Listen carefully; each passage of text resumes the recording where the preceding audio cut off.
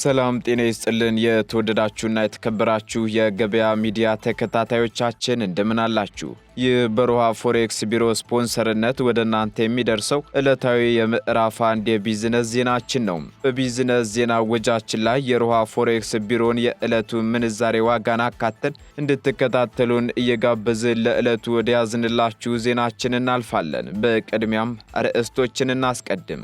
የአዲስ አበባ ከተማ አስተዳደር ኮንስትራክሽን ቢሮ የመኖሪያ ቤት ግንባታን በተመለከተ አዲስ መመሪያ ማውጣቱ ተገልጿል። መመሪያው የተገነቡም ሆነ ገና የሚገነቡ የግል የመኖሪያ ቤቶች ግንባታን የሚመለከት ሲሆን በመመሪያው የሚካተቱ ጉዳዮችንና አሰራሮችን በዝርዝር መረጃችን ይዘነዋል።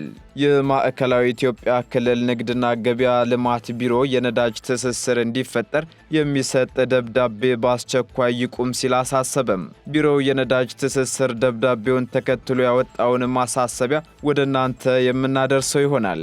የዲጂታል ትኬት ሽያጭ አገልግሎት ዛሬ ይጀምራል ሲል የአዲስ አበባ ከተማ ቀላል ባቡር ትራንስፖርት አገልግሎት ድርጅት አስታውቋል። ይህንንም በዝርዝር ከምንመለከታቸው መረጃዎች መካከል ይዘነዋል። በመዝናኛ ክለብ በተፈጠረ የእሳት አደጋ የሞቱ ሰዎች ቁጥር 59 ሲደርስ የቆሰሉት ደግሞ ከ150 ማለፉ ተሰምቷል። ይህ አደጋ የተከሰተው የት ነው? ምክንያቱስ ምንድነው? የሚሉትንና ሌሎች የቢዝነስ መረጃዎችን ወደ እናንተ እናደርሳለን። ትኩስና ታማኝ የቢዝነስ መረጃዎችን ለማግኘት ታዲያ የገበያ ሚዲያን እንድትወዳጁ እየጋበዝን በዝርዝር ወደ ያዝንላችሁ መረጃዎች እናልፋለን።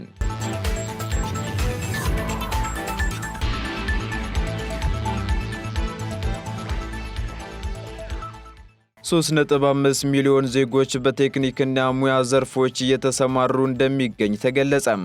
አጫጭር ስልጠናዎችን ጨምሮ በመደበኛ የቴክኒክና ሙያ ዘርፎች ውስጥ 3.5 ሚሊዮን ዜጎች እየሰለጠኑ እንደሚገኙ የፌዴራል የቴክኒክና ሙያ ኢንስቲትዩት አስታውቋል። የኢንስቲትዩቱ ዋና ዳይሬክተር ዶክተር ብሩክ ከድር በኢትዮጵያ በሁሉም አካባቢዎች የሚሰጡ የቴክኒክና ሙያ ስልጠናዎች 70% የተግባርና 30% ደግሞ የንድፈ ሐሳብ ወይም ቲዎሪ እንዲሆኑ መመሪያው እንደሚያዝ የገለጹ ሲሆን ነገር ግን በሁሉም አካባቢዎች ላይ ይህ እየተተገበረ መሆኑን ምልከታ ማድረግ ይጠበቃል ብለዋል።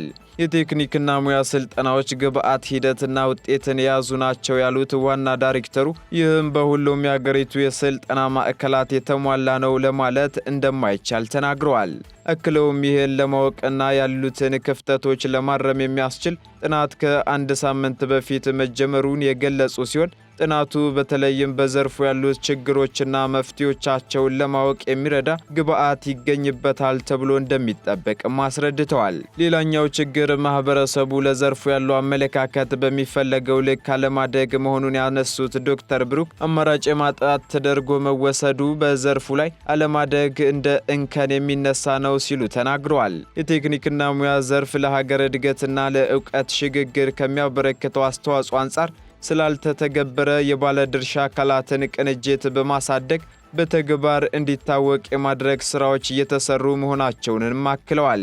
አሁን ላይ መሻሻሎች እየታዩ መሆኑን ያነሱት ዋና ዳይሬክተሩ ፖሊሲዎችን ከማሻሻል ባለፈ የቴክኒክና ሙያ ካውንስል እንዲቋቋም በማድረግ አሁን ላይ 3.5 ሚሊዮን ዜጎች አጫጭር ስልጠናዎችን ጨምሮ በዘርፉ እየተማሩ እንደሆነም ተናግረዋል።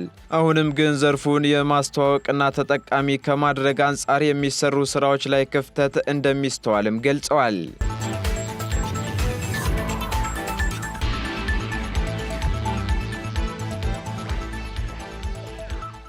የማዕከላዊ ኢትዮጵያ ክልል ንግድና ገበያ ልማት ቢሮ የነዳጅ ትስስር እንዲፈጠር የሚሰጥ ደብዳቤ በአስቸኳይ እንዲቆም አሳሰበም።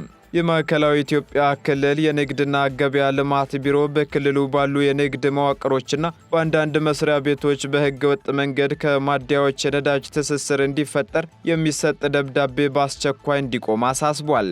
ቢሮው በተወሰኑ የመንግስት መዋቅሮች ለመንግስት መስሪያ ቤት ስራና ለመስኖ አገልግሎት በሚል ያልተገባ ምክንያት ቤንዚን በኮንትሮባንድ እየሸጠ ነው ሲልም ገልጿል። ይህን ተከትሎም ቢሮ በክልሉ ያሉ ማንኛውም የንግድ አመራሪም ይሁን ሌሎች አመራሮች ከዛሬ ጀምሮ ትስስር ከተፈጠረላቸው ነጋዴዎች ውጪ በደብዳቤ ማደያዎችን ማዘዝ የማይችል መሆኑን አክሏል። ይህን አድርጎ የተገኘ ማንኛውም አካል ለሕገ ወጥነት ተባባሪ በመሆኑ ለሕግ የሚቀርብ ይሆናልም ብሏል። ቢሮው ከፈቀደው ትስስር ውጪ በተጻፈለት ደብዳቤ ብቻ ቤንዚን ሲቀዳ ወይም ሲያሰራጭ የተገኘ ማንኛውም ባለማደያ ማደያውን በማሸግ በአዋጁና በመመሪያው መሰረት ተገቢውን እርምጃ እንደሚወሰድበትም ቢሮው ማስጠንቀቂያ ሰጥቷል።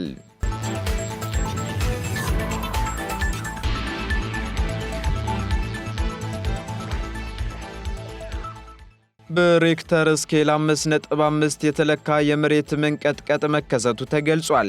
በአፋር ክልል በታላቁ ስምጥ ሸለቆ አካባቢ በሬክተር ስኬል 5.5 የተለካ የመሬት መንቀጥቀጥ ተከስቷል። በተከሰተው የመሬት መንቀጥቀጥም ከአዋሽ ከተማ በስተ ሰሜን 45 ኪሎ ሜትር ርቀት ላይ መከሰቱን የአሜሪካ ጂኦሎጂካል ሰርቬ መረጃ አመላክቷል። የመጀመሪያው ርዕደ መሬት የተከሰተው ከምሽቱ 3 ሰዓት ከ53 ደቂቃ ሲሆን በድጋሚ ደግሞ እኩለ ሌሊት 6 ሰዓት ከ21 ደቂቃ ላይም ተከስቷል ተብሏል። ከፍተኛ በሆነው የመሬት መንቀጥቀጥ ንዝረቱም አዲስ አበባን ጨምሮ በተለያዩ ከተሞች መሰማቱ ተገልጿል። ለሳምንታት ያክል ጋፕ ብሎ ቢቆይም ዘንድሮ በታላቁ ስምጥ ሸለቆ ተደጋጋሚ የመሬት መንቀጥቀጥ መከሰቱ ይታወሳል።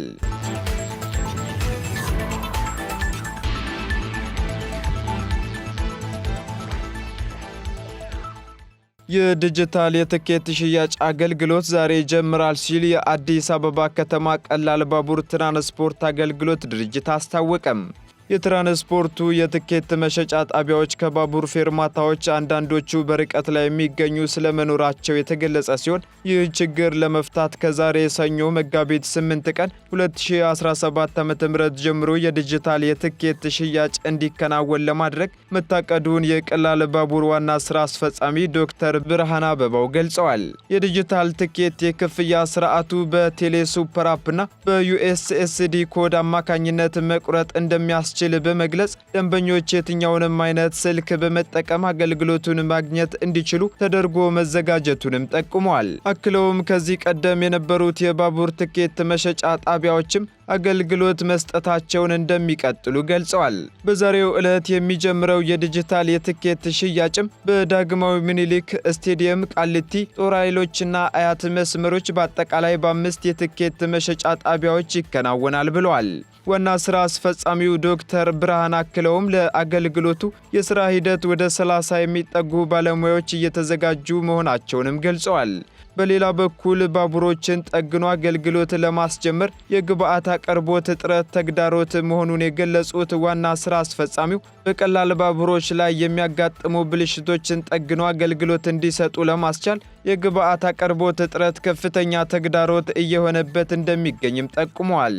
ይህም አገልግሎት የሚሰጡ ባቡሮች ቁጥር ካለው የትራንስፖርቱ ተጠቃሚ አንጻር በቂ ነው ማለት አይቻልም ያሉት ዋና ስራ አስፈጻሚው ከስራ ውጪ የሆኑ ባቡሮችን ወደ ስራ ለመመለስ የመለዋወጫ አቅርቦት እጥረቱን መፍታት እንዳልተቻለም ተናግረዋል።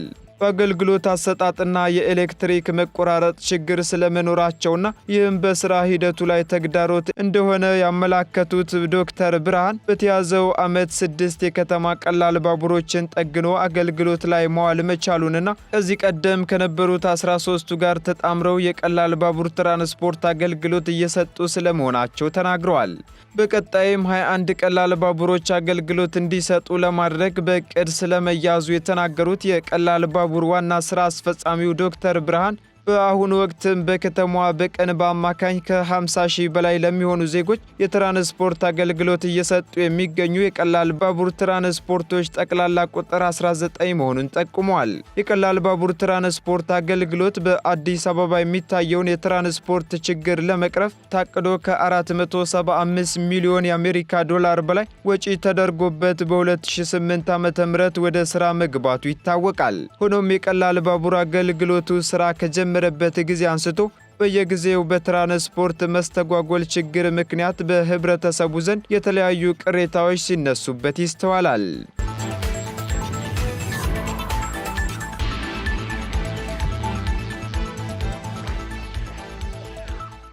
የአዲስ አበባ ከተማ አስተዳደር ኮንስትራክሽን ቢሮ በከተማዋ ከዚህ በኋላ በቢሮ የወጣውን አዲስ የቤት ግንባታ ስታንዳርድ የማያሟሉ ቤቶች እንዳይገነቡ አሳሰበም። ማንኛውም በከተማዋ የሚኖር ነዋሪ በኮንስትራክሽን ቢሮ የወጣውን የመኖሪያ ቤት ግንባታ መስፈርት ካላሟላ ቤት መገንባት እንደማይቻል የሚያዝ ሕግ መውጣቱ ተሰምቷል። በዚህ ማንኛውም የመኖሪያ ቤት የክፍል ስፋት ከ6 ካሬ ያላነሰ መሆን ያለበት እንደሆነ የሚደነግግ ሲሆን የግድግዳው ወርዱ ስፋት ደግሞ ከ2 ሜትር ማነስ የለበትም ተብሏል። ሆኖም ልዩ የመጸዳጃ ቤት አገልግሎት ያላቸውና በሚገጠምላቸው የግንባታ ግብዓቶች አይነት ባህሪና ጥራት የስፋትና ደረጃቸው የሚወሰን ክፍሎች ደግሞ ከ6 ካሬ ሜትር ስፋትና ከ2 ሜትር ወርድ አንሰው ሊሰሩ እንደሚችሉ በመመሪያው ተመላክቷል። እንዲሁም ማንኛውም የመኖሪያ ቤት ህንፃ ከወለል እስከ ኮርኒስ ያለው አነስተኛ ክፍል ቁመቱ ከ2 ሜትር ከ50 ሴንቲሜትር በታች መሆን እንደሌለበት በዚህ መመሪያ ላይ ተቀምጧል። ሌላው ስላሽ ኮርኒስ ላላቸው የመኖሪያ ቤት ክፍሎች ሰው ሊጠጋበት የሚችለው በዝቅተኛ በኩል ያለው የክፍል ቁመቱ ከ2 ሜትር ማነስ የሌለበት ሲሆን መኝታ ቤትን በሚመለከት ደግሞ ከ6 ካሬ ሜትር የማያንስ መሆን ያለበት ሲሆን ነገር ግን እንደ ሳሎን የሚያገለግል ከሆነ ደግሞ ከ12 ካሬ ሜትር ማነስ እንደሌለበት በመመሪያው ተቀምጧል። የተካፋች ስታንዳርድን በሚመለከት ማንኛውም ተካፋች ከይዞታ ወደ ውጪ መክፈት የማይችል ሲሆን ወደ ግቢ መግቢያ ለመኖሪያ ቤት ቢያንስ 3 ሜትር መጠበቅ አለበት ሲልም መመሪያው ደንግጓል። የመጸዳጃ ቤትና ባልኮኒ የበር ስፋት ከ70 ሳንቲሜትር እንዲሁም ቁመቱ ደግሞ ከ2 ሜትር ከ10 ሴንቲሜትር ማነስ እንደሌለበት በመመሪያው ተቀምጧል። ሌላው የመተላለፊያ ወይንም ደረጃና ኮሪደሮችን በሚመለከት ደግሞ ማንኛውም የመኖሪያ ቤት ኮሪደርም ሆነ የውስጥ ደረጃዎች ከ90 ሴንቲሜትር ማነስ እንደሌለባቸው መመሪያው ደንግጓል። በአንድ ተከታታይነት ባለው የመውጫ ደረጃ የተለያዩ የመርገጫ ወይንም የመወጣጫ መጠን መጠቀም የማይቻል ሲሆን ሆኖም ወደ ውሃ ማጠራቀሚያ ገንዳ ወይንም ወደ ማሽን ክፍል የሚደርስ ደረጃ ከሆነ ደግሞ ከተጠቀሰው መጠን በታች በተለየ ሊሆን እንደሚችል በዚህ መመሪያ ተደንግጓል። ማንኛውም የመኖሪያ ቤት የውስጥ ደረጃዎች ስፋት ከ25 ሴንቲሜትር ማነስና የደረጃዎች ቁመት ደግሞ ከ18 ሴንቲሜትር መብለጥ እንደሌለበት በመመሪያው በግልጽ ተመላክቷል። የበርና መስኮቶችን ስታንዳርድ ስፋት በሚመለከት ደግሞ ከክፍሉ የወለል ስፋት ቢያንስ 15 በመቶ መሆን እንዳለበት የተቀመጠ ሲሆን የበሩ ስፋት ደግሞ የተጣራ 80 ሴንቲሜትር እንዲሁም ቁመቱን ደግሞ ከ2 ሜትር ማነስ እንደሌለበት በግልጽ ይደነግጋል። የፊት መስታወት አይነት ወይንም ተመሳሳይ አይነት ውጤት እንዲኖረው የተደረገ መስታወት ለውጪ አካል የግንባታ አገልግሎት መጠቀም እንደማይቻልም በመመሪያው ተደንግጓል። ለመኖሪያ አገልግሎት የሚውል ህንፃ ዋና መግቢያነት የሚውል በር ደግሞ ስፋቱ 1 ሜትር ከ20 ሴንቲሜትር ማነስ እንደሌለበት በመመሪያው በዝርዝር ተቀምጧል። የኩሽና የሳሎንና የመኝታ ክፍል የበር ስፋት መጠን ደግሞ ከ90 ሴንቲሜትር ቁመቱ እንዲሁ ከ2 ሜትር ከ1 ሴንቲሜትር ማነስ እንደሌለበት መመሪያው ደንግጓል። የባልኮኒን ስታንዳርድ በሚመለከትም የባልኮኒ መደገፊያ የፍርግርግ ስፋት ከ0.11 ሜትር መብለጥ እንደሌለበት የተደነገገ ሲሆን የመደገፊያው ቁመት ደግሞ 1 ሜትር ከ5 ሴንቲሜትር ማነስ የለበትም ሲል ነው መመሪያው በማያሻማ ሁኔታ ያስቀመጠው። የጽዳት ወይንም የሳኒተሪ ስታንዳርድ የኤሌክትሪክና የአጥር ስታንዳርድን በሚመለከት መመሪያው በግልጽ የተቀመጠ ሲሆን የመኖሪያ ቤት መጸዳጃ ከመታጠቢያ ጋር አብሮ ሊሰራ እንደሚገባና በዛ አግባብ መሰራት እንዳለበትም በመመሪያው ተደንግጓል። የመብራት ዝርጋታን በተመለከተ የሚዘረጋው የመብራት መስመር ከቤቱ ዲዛይንና ሁሉንም የቤቱን ክፍሎች ወይንም መዳረሻዎች የሚያካልል መሆን እንዳለበት የተቀመጠ ሲሆን ማንኛውም የኤሌክትሪክ ማስተላለፊያ ቁስ በሚያቀርበው አካል በባለሙያው ተፈትሾ የታመነበት መሆን እንዳለበትም በመመሪያው ተቀምጧል። ማንኛውም የመኖሪያ ቤት አጥር ከፍታ የሚለካው ደግሞ ከተፈጥሮ የምድር ወለል እንደሆነና በሁለት አዋሳኞች መካከል የሚገነባው አጥር ደግሞ ከፍተኛው የግንባታ ቁመት ከ2.5 ሜትር መብለጥ እንደሌለበትና ከውስጥ ለውስጥ የሚዋሰን አጥር ከሆነ ደግሞ ወደ ውስጥ በሚያሳይ ቁስ ወይንም ግንብ የተሰራ ሆኖ ቁመቱ ለመኖሪያ ከሆነ 1 ሜትር ከ50 ሴንቲሜትር ለድርጅት ከሆነ ደግሞ 90 ሴንቲሜትር መሆን እንዳለበት መመሪያው ደንግጓል። ሆኖም ለመኖሪያ ቤት ወደ ውስጥ በሚያሳይ ቁስ እስከ 2 ሜትር ድረስ ከፍ ማድረግ እንደሚቻልም በመመሪያው ተቀምጧል። እንዲሁም ውስጥ ለውስጥ ወይንም ውጪ ለሆነ መንገድ ደግሞ ባለይዞታው ከዋናው መንገድ በሚዋሰነው ድንበር ላይ የሚገነባው አጥር ከፍታ ለመኖሪያ ከሆነ 70 ሴንቲሜትር ሆኖ ቢያንስ 75 በመቶ ወደ ውስጥ በሚያሳይ ቁስ እስከ 1 ሜትር ከ50 ሴንቲሜትር ከፍ ማድረግ እንደሚችል ተገልጿል። በተመሳሳይ ለቢሮና ለሌሎች የንግድ ተቋማት ከሆነ ደግሞ እስከ 80 በመቶ ወደ ውስጥ በሚያሳይ ቁስ በመገንባት እስከ 1 ሜትር ከ50 ሴንቲሜትር ከፍ ማድረግ እንደሚቻልም በመመሪያው በግልጽ ተቀምጧል። ለኤምባሲዎችና ለዲፕሎማቲክ ተቋሞች ደግሞ እስከ 2 ሜትር ከ50 ሴንቲሜትር በድፍን ቁስ ከፍ አድርጎ መስራት የተፈቀደ ሲሆን ተቋሙ በሚያቀርበው የደህንነት መጠበቂያ ምርጫ እስከ 3 ሜትር ከፍ አድርጎ መስራት እንደሚቻል መመሪያው የሚደነግግ ሲሆን የተቀሩትን ከቤት ግንባታ ጋር ተያይዞ በመመሪያው የተቀመጡ አስገዳጅ መስፈርቶችን በሚመለከት ከከተማ አስተዳደሩ ኮንስትራክሽን ቢሮ ሙሉ መረጃውን ማግኘት እንደምትችሉ መጠቆም እንወዳለን።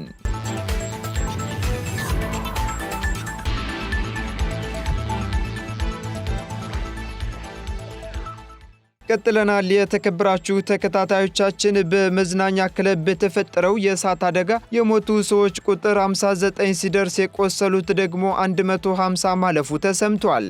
በሰሜን መቄዶንያ ኮካኒ ከተማ በሚገኘው የምሽት መዝናኛ ክለብ ላይ በተከሰተ የእሳት አደጋ የሞቱት ሰዎች ቁጥር 59 ሲደርስ የቆሰሉት ደግሞ 150 ማለፉ ተነግሯል። ከአደጋው ጋር በተያያዘ የመንግስት ባለስልጣናትና ፐልስ የተባለው የክለቡ ዋና ስራ አስኪያጅን ጨምሮ 20 ሰዎች በቁጥጥር ስር መዋላቸው ተገልጿል። እሳቱ የተፈጠረው በሙዚቃ ድግስ ወቅት በተቀጣጣይ ቁስ አማካኝነት ነው የተባለ ሲሆን እሳቱ ከተያያዘ በኋላም በምሽት ቤት ውስጥ መስፋፋቱን ሮይተርስ ዘግቧል። ከባድ የመቃጠል አደጋ የደረሰባቸው 27 ሰዎች በስኮፕጄ ሲቲ ሆስፒታል ሕክምና እየተደረጋላቸውና ሌሎች 23 ሰዎች ደግሞ በክሊኒካል ሴንተር ሕክምና እየተከታተሉ እንደሚገኙ ሮይተርስ ኤምአርቲ የተባለውን የሰሜን መቄዶንያ ብሮድካስተር ጠቅሶ ዘግቧል።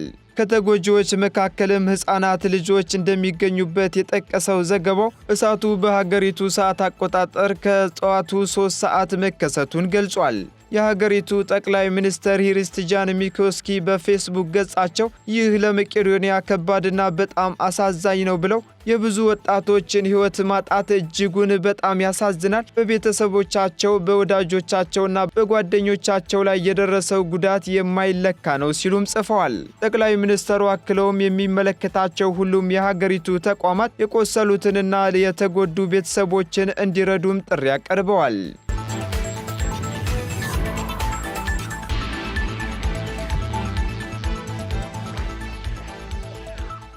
ቀጥለናል። የተከበራችሁ ተከታታዮቻችን በመጨረሻም የሮሃ ፎሬክስ ቢሮን የዕለቱ የውጭ ምንዛሬ ተመን ወደ እናንተ እናደርሳለን። አንድ የአሜሪካ ዶላር 144 ብር እየተገዛ 146 ብር ከ88 ሳንቲም እየተሸጠ ይገኛል። ፓውንድ ስተርሊንግ 172 ብር መግዣው ሲሆን መሸጫው ደግሞ 175 ብር ከ44 ሳንቲም ሆኗል።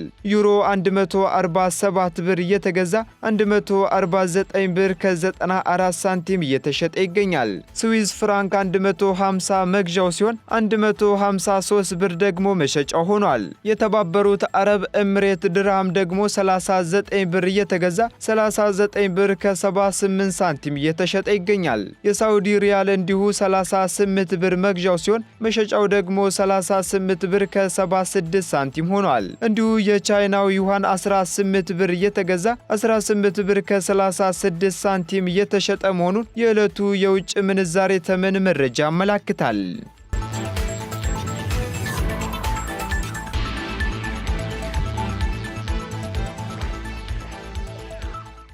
የተወደዳችሁና የተከበራችሁ የገበያ ሚዲያ ተከታታዮቻችን ለምዕራፍ 1 ያዝንላችሁ የቢዝነስ መረጃዎቻችን እነዚህን ይመስሉ ነበር። አዳዲስና ትኩስ የቢዝነስ መረጃዎችን ለማግኘት ታዲያ የገበያ ሚዲያን እንድትወዳጁ በአክብሮት እንጋብዛችኋለን። መልካም ጊዜን ተመኘን።